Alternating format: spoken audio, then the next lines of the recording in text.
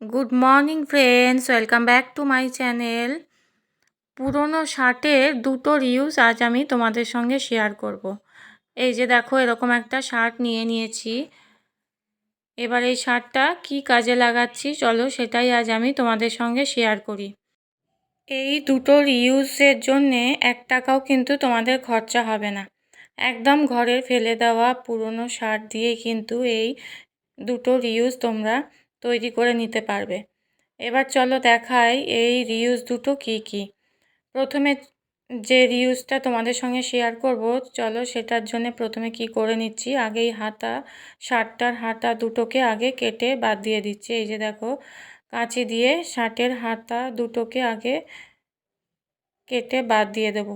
দেখো, দেখতে থাকো আমি কিভাবে কেটে বাদ দিয়ে দিচ্ছি দুটো হাতাকেই। এই যে দেখো, আমি দুপাশে দুটো হাতাই জামাটার আমি কেটে প্রথমে বাদ দিয়ে দিলাম। এবার দেখো চলো কি করতে হবে, চলো দেখাই। দুটো হাতা কেটে বাদ দেওয়ার পর এবার দেখো কোন জামাটার কোন অংশটা আবার কেটে বাদ দিতে হবে। এই যে দেখো, আমার কিন্তু দুটো হাতা কাটা হয়ে গেছে জামাটার। এবার কি করতে হবে দেখো, এই যে আমি যেভাবে দেখাচ্ছি আঙুল দিয়ে এই জায়গাটা পুরো কেটে বাদ দিয়ে দিচ্ছি, অর্থাৎ উপরের দিকটা আর কি, জামাটার ওপরের কলারের দিকটা পুরোটা এইভাবে কেটে বাদ দিয়ে দিতে হবে। দেখতে পাচ্ছ যেভাবে আমি দেখাচ্ছি এইভাবে পুরো এই লাইন ধরে পুরোটা কেটে বাদ দিয়ে দিতে হবে জামাটার। দেখতে থাকো আমি কোন জায়গাটা কেটে বাদ দিয়ে দিচ্ছি। উপরে কলারের দিকটা এইভাবে কেটে বাদ দিয়ে দিতে হবে। তোমাদের বাড়িতে যদি মেশিন থাকে তাহলে মেশিনে সেলাই করে নিতে পারো কাটা অংশটা। দেখো আমি যেভাবে দেখাবো সেইভাবে তোমরা সেলাই করে নেবে। মেশিন থাকলে মেশিনে সেলাই করলে তো অবশ্যই ভালো, না হলে হাতে সেলাই করলেও কোনো অসুবিধা নেই। এই যে দেখো, আমার কিন্তু কাটা হয়ে গেছে। দেখতে পাচ্ছ কোন পোর্শনটা আমি বলছিলাম, এই দিকটা কলার সমেত এই পাশটা আমি কেটে বাদ দিয়ে দিয়েছি। দেখতে পাচ্ছ এই যে দেখো, দুটো সাইডে কিন্তু আমার এই রকম খোলা হয়ে গেল। একটা তো সাইড এরকম খোলাই ছিল, আর একটা সাইড আমি এইভাবে কেটে বাদ দিয়ে দিলাম। এবার দেখো জামাটাকে আমি উল্টো পিঠ করে নিচ্ছি। এই যে দেখো, জামাটার ভেতরকার দিক আর কি, এই দিকটা সেলাই করতে হবে। এই যে দেখো যেভাবে আমি দেখাচ্ছি জামাটার ভেতর দিক দিয়ে সেলাই করতে হবে। এই যে দুটো সাইডে কিন্তু সেলাই করতে হবে। দেখো আমি যেভাবে দেখাচ্ছি, দেখতে থাকো ভিডিওটা স্কিপ না করে, তাহলে ঠিকঠাক বুঝতে পারবে। আমি মুখে বললে যতটা না আইডিয়া আসবে, ভিডিওটা দেখতে থাকো তাহলে ঠিকঠাক বুঝতে পারবে কোন দিকটা সেলাই করার কথা বলছি। এবার দেখো ঠিকঠাকভাবে আমি কিন্তু সেট করে নিলাম জামাটাকে। এটা হচ্ছে জামাটার ভেতরকার দিক। এই যে দেখতে পাচ্ছ দুটো সাইডেই কিন্তু সেলাই করতে হবে। দেখো কোন দুটো সাইড আমি দেখাচ্ছি, এই যে এই সাইডটা সেলাই করব আগে, তারপর এই সাইডটাকেও কিন্তু সেলাই করে নিতে হবে। দুটো যে খোলা সাইড ছিল এই খোলা সাইড দুটো এইভাবে সেলাই করে নিতে হবে। এই যে দেখো, আমার কিন্তু ভেতর দিক দিয়ে এরকম সেলাই হয়ে গেছে। দেখতে পাচ্ছ আমি ভেতর দিক দিয়ে সেলাই করে নিয়েছি। তোমাদের সঙ্গে আর সেলাই করাটা শেয়ার করলাম না, আমি হাতেই সেলাই করে নিয়েছি কিন্তু। এবার দেখো ভেতর দিক দিয়ে তো সেলাই করেছি জামাটা, এবার জামাটাকে সোজা করে নিতে হবে। দেখতে পাচ্ছ এইভাবে ফোল্ড করে, এই যে দিকটা শার্টটা বোতাম থাকে সেই বোতামের দিকটা এইভাবে এই বোতামের দিকটা দিয়ে আমি জামাটাকে আবার সোজা করে নিলাম। উল্টো দিক দিয়ে তো সেলাই করেছি, এবার জামাটাকে আবার সোজা করে দেখো এইভাবে সোজা করে নিচ্ছি। এবার কি করতে হবে চলো দেখাই। এটা কিন্তু ভালো একটা কভার তৈরি হয়ে গেল। দেখতে পাচ্ছ, এটা তোমরা বালিশের কভার হিসেবেও কিন্তু ব্যবহার করতে পারো। দেখো 1 টাকাও কিন্তু খরচা হলো না এই বালিশের কভারটা তৈরি করতে।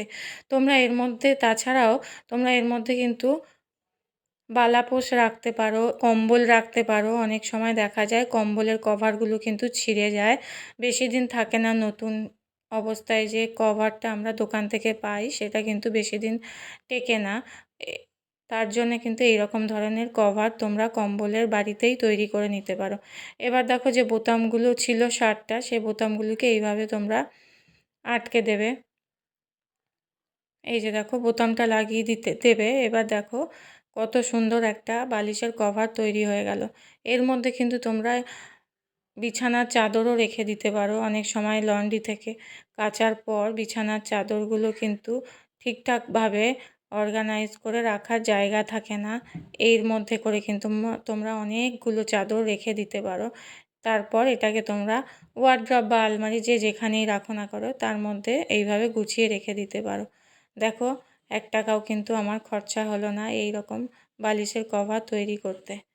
দেখতে পেলে কত সহজে আর কত চটজলদি বালিশের কভারটা তৈরি হয়ে গেল। আমাকে কিন্তু অবশ্যই কমেন্ট করে জানাবে তোমাদের এই প্রথম রিউজটা কেমন লাগলো।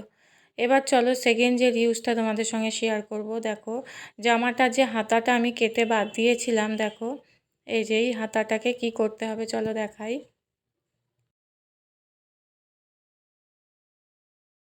দেখো এটা একটা আমি ছাতার কভার তৈরি করে নিচ্ছি। এই যে দেখো এতটা আমার কেটে বাদ দিয়ে দিতে হবে, একটু এক্সট্রা কাপড় হয়ে গেছে। হাতাটা একটু বড় সাইজের ছিল ছাতা অনুযায়ী, তাই জন্য আমি এইভাবে কেটে বাদ দিয়ে দিচ্ছি। আগে ছাতার মাপ করে আমি দেখে নিচ্ছি কতটা আমার কাটতে হবে কাপড়টা, সেই আন্দাজ করেই কিন্তু আমি কেটে বাদ দিয়ে দিচ্ছি। একটু এক্সট্রা কাপড় রাখবো কারণ এই জায়গাটা আমাকে সেলাই করতে হবে, তাহলে একদম সেলাই করার পর একদম কিন্তু ছাতাটার মাপেই কভারটা এসে যাবে। তোমরা যদি মনে করো ছাতার কভারটা একটুখানি চওড়া বেশি হয়েছে, বেশি লাগছে আর কি, হাতাটা একটু বেশি চওড়া লাগছে, তখন তোমরা কিন্তু আরেকটু সরু করে সেলাই করে নিতে পারো, চওড়া দিকটা আর কি বলছি। দেখো একইভাবে যেভাবে আমি বালিশের কভারটাকে সেলাই করেছিলাম উল্টো দিক দিয়ে, ঠিক একইভাবে কিন্তু হাতাটাকেও আমি কিন্তু ভেতরকার দিক দিয়ে সেলাই করব। তাই জন্য আমি আগে জামার হাতাটাকে ফোল্ড করে নিলাম, এটা হচ্ছে হাতাটার ভেতরকার দিক। এবার এদিক দিয়ে আমি সেলাই করব। দেখো আমার কিন্তু এই রকম সেলাই হয়ে গেছে। এবার সেলাই করার দিকটা তো ভেতরকার দিক, আমি আগেই বললাম ভেতর দিক দিয়ে সেলাই করতে হবে। এবার জামাটাকে আবার সোজা করে নেব, কাপড়টাকে আবার সোজা করে নেব। এই শার্টের হাতাটার কাপড়টা আর কি এইভাবে সোজা করে নিচ্ছি, দেখতে পাচ্ছ। এই যে দেখো হাতাটাকে কিন্তু আবার সোজা করে নিচ্ছি, দেখতে পাচ্ছ। এই রকমভাবে কিন্তু আবার আমি সোজা করে নিলাম। এবার দেখো কীরকম একটা সুন্দর ছাতার কভার তৈরি হয়ে গেল, দেখতে পাচ্ছ। এই হাতাটা যে দিকটা বোতাম থাকে সেই দিক দিয়ে কিন্তু আমি ছাতাটা ঢোকাবো। এই যে দেখতে পাচ্ছ এই রকম ধরনের ছাতার কভার কিন্তু তোমরা একদম সহজেই 1 টাকাও খরচা না করে কিন্তু তৈরি করে নিতে পারবে। দেখো একটা শার্ট দিয়ে কীরকম দুটো রিউজ তোমাদের সঙ্গে আমি শেয়ার করলাম, যার জন্য কিন্তু 1 টাকাও খরচা হলো না। তো পুরনো শার্টের এই সেকেন্ড রিউজটা তোমাদের কেমন লাগলো অবশ্যই করে কিন্তু আমাকে কমেন্ট করে জানাবে। আর ভালো লেগে থাকলে একটা শেয়ার করে দিও, অন্যদের দেখার সুযোগ করে দিও।